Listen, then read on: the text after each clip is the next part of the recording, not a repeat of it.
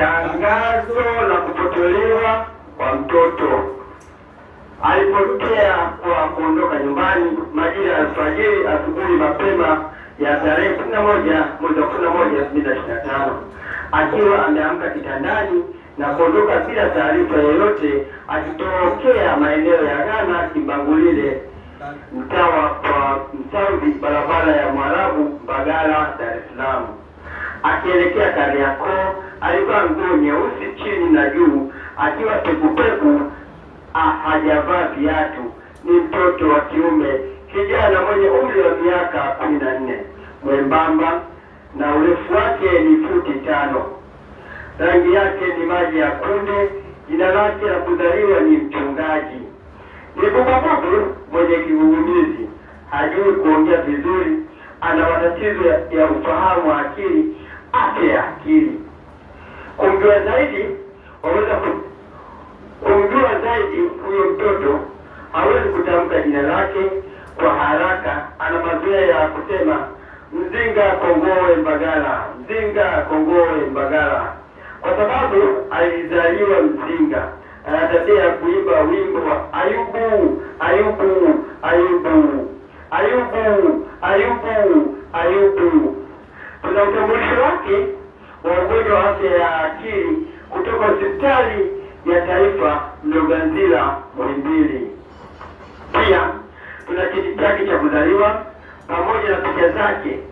Tabia yake ni mtu wa kukimbia, hana utulivu, anapenda kuchezea michanga, matope ya majimaji, na pia ana tabia ya kukojoa mara kwa mara.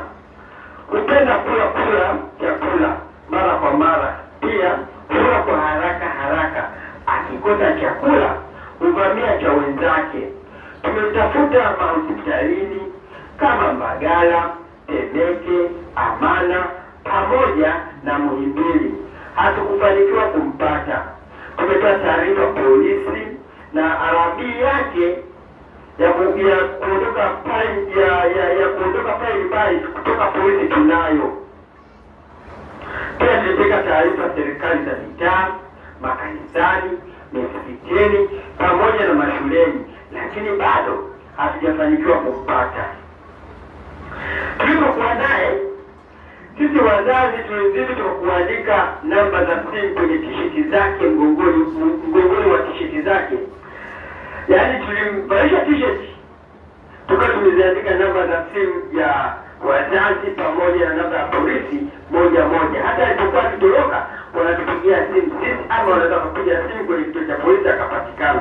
Lakini mara hii alipoondoka, ile alifajiri saa 11, alitoka kitandani tu, akachukua nguo zake akavaa, akaondoka bila kuangalia nyuma, akaondoka mbio. Sisi tunarudi kuangalia mtoto hayupo. Kwa utambulisho wa wazazi wake, yani baba na mama, wazazi wake, unaweza kuangalia mtandaoni YouTube. Ukafungua YouTube, ukaingia mtandaoni, andika Pastor Makerubi, andika Pastor Makerubi. Pastor usiweke nafasi, unaunganisha pamoja, usiatishe nafasi space, unaandika Pastor Makerubi. Search YouTube, angalia YouTube, utawafahamu wazazi wake, wakazi wa Mbagala rangi 3 Dar es Salaam. Wakazi wa Mbagala, wazazi wake ni wakazi wa Mbagala rangi 3 Dar es Salaam. Pastor Makerubi, ukiingia hapo utajua kazi zao. Hivyo jina kabila mtoto ni Mchungaji.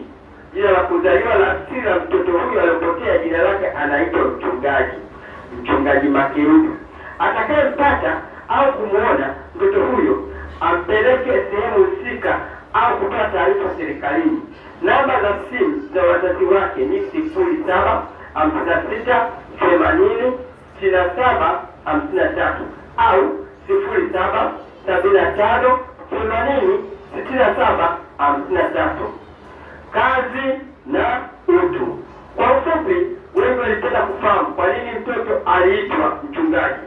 Mimi nilipofunga ndoa na mke wangu, nilimwambia mke wangu, mtoto wangu wa kwanza nitamtolea Bwana.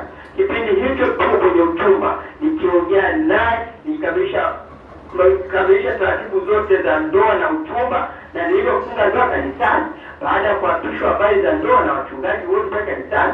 Niliwaambia kwa ushuhuda, kanisa wote wakacheka. Nikawaambia mimi ni Sabato, sio Sabato wachungaji wanakuwa ni wanaume, hatuwezi wanawake kuwa wachungaji. Nikawaambia jamani, leo niko kwenye ndoa, niko hapa kanisani, Mwenyezi Mungu ametubariki ndoa yetu kwa shida na raha, lakini nami pia nasema kwamba tutampatia mtoto wetu wa kwanza atakuwa mwanaume na tutamuita mchungaji. Na kweli hakika alivyozaliwa mtoto yule alikuwa mwanaume na aliitwa mchungaji. Nilimtolea Bwana mtoto huyo kwa ajili ya kufanya kazi ya Mungu. Kwa hiyo yeyote atakayemwona mtoto huyo, kipaji chake ni uchungaji, na wazazi wake walimtolea Mungu kwa ajili ya kufanya kazi ya kichungaji, na kwa sababu jina linaumba, basi natoa taarifa kwa jamii ya dunia yote, mtoto huyo ni sawa na Ibrahim kumtoa Isaka, ni sawa na Samueli, na ni sawa na walivyotoa Samueli, kama ilivyokuwa Samueli kwa Isaka na wengine wote wanaotoa watoto wao kwa ajili ya kufanya kazi ya Mungu, ndivyo ilivyokuwa kwa makerubi. Kwa Pastor Makerubi, mtoto wa kwanza alimtolea Mungu kwa ajili ya kufanya kazi ya Mungu, lakini alipozaliwa toka tumboni alikuwa na changamoto, hana utulivu. Changamoto hizo zimeendelea mpaka alipofikisha miaka 14. Hivyo basi taratibu zake yule atakayemuona, lengo kuu la wazazi na jamii kwa jumla, mtoto huyo lengo letu ni hilo, na jamii itakayomuona lengo la wazazi au baraka za wazazi ni hizo. Naomba kipaji chake hicho tukiendelee kukishika, na jina lake hilo liweze kuupika kama lilivyo, na Mungu wa mbinguni aliyeweka dunia hii na sisi tukiwa wote katika saa hii tukubaliane jambo hili. Mtoto huyu tuhakikishe kwamba kwa sababu ni mtoto wa wote, anatuchunga wote, tumtafute, tuangalie mahala popote alipo, kama vile kina Bwana Yesu, kama ilivyokuwa kwa kina Musa wakatupwa kwenye maji, kina Musa, ilivyokuwa kina Yohana Mbatizaji. Hivyo hata watu wa Mungu unavyotoa mtoto, shetani lazima angaike. Hivyo ni baraka hii iwepo, iendelee, na kila mwanadamu katika saa hii aweze kutafuta mtoto huyo ili atusaidie. Kumbukeni, tulisaidiwa sana na kina Musa, tulisaidiwa sana na kina Yesu, tulisaidiwa sana, tulipata faida sana na kina mitume wote waliotangulia, waliotupwa, wote ambao wanapotea, watoto wanakwenda kule kina Yohana Mbatizaji wakatupwa nyikani, wakakaa kule nyikani, walitusaidia sana, wakaenda kutubatiza. Hivyo basi hata huyu ambao Mungu alipotoka pale nyumbani akamtazame, akamwangalie, akamtunze. Hata sisi wazazi tulipokuwa kule tumboni hatukujua jinsi vile Mungu anavyomlinda na kumtunza, na changamoto zilizomkuta mtoto huyo mchungaji katika dunia hii. Basi aendelee huko na tuendelee kutafuta, na bado kipaji chake tunaomba tuweze kufanya kazi. Na watakieni wakati wote wa saa hii wa dunia yote tushikamane, tuwe kitu kimoja kumsaka mtoto huyo ambaye ana faida kwetu, si kwa wazazi peke yao, bali ni kwa ajili ya dunia yote. Tunaomba msaada wenu, tunaomba ushirikiano wenu, na mapenzi ya Mungu yapate kukamilishwa kama vile tulivyoweka ahadi, na ahadi hiyo Mungu aipitishe na watu wote tuikamilishe ahadi hiyo. Tunaamini mapenzi ya watu, mapenzi ya Mungu na mapenzi ya watu wote wema na wabaya yatakamilishwa kwa uweza wa yeye tunayemtegemea, Mwenyezi Mungu aliyeumba viumbe vinavyoonekana na visivyoonekana. Amina. Kazi na